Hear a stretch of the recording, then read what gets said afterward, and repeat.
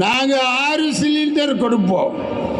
அன்னபூரணி சீர் வழங்கும் திட்டம். என்ன இவங்க தான் வரப்போறது இல்லையே, எதையாவது சொல்லி விடுவோம்னு சொல்லிட்டு இருக்காங்க. அவங்க வாய் என்னைக்கு விட்டாங்களோ 2 பேரும் ஒரு சிலிண்டருக்கே டப்பா டான்ஸ் ஆடி கிடக்குது. ஒரு சிலிண்டருக்கு ஏயா வாயை வச்சுக்கிட்டு பேசாமல் இருக்க வேண்டியது தானே. நான் 3 கொடுப்பேன், ஒருத்தர் 6 கொடுப்பேன்னா ஒரு சிலிண்டருக்கே ரோட்டில் இப்படி நின்றுக்கிட்டு இன்னைக்கு போராட வேண்டியிருக்கு. எடப்பாடி எப்படி மோடிக்கு அடிமையாக இருக்கிறாரோ அதே மாதிரி ஒன்றிய பிரதமர் மோடி அமெரிக்காவினுடைய அதிபர் ட்ரம்புக்கு அடிமையாக இருக்கிறார். அவருக்கு என்று இதுவரை எந்த கொள்கையோ லட்சியத்தையோ அறிவிக்கவில்லை. அவர் கட்சியே ஒர்க் ஃப்ரம் தி ஹோம்னு அடிக்கடி சுற்றுலா மாதிரி போய்கொண்டு வருகிறார்.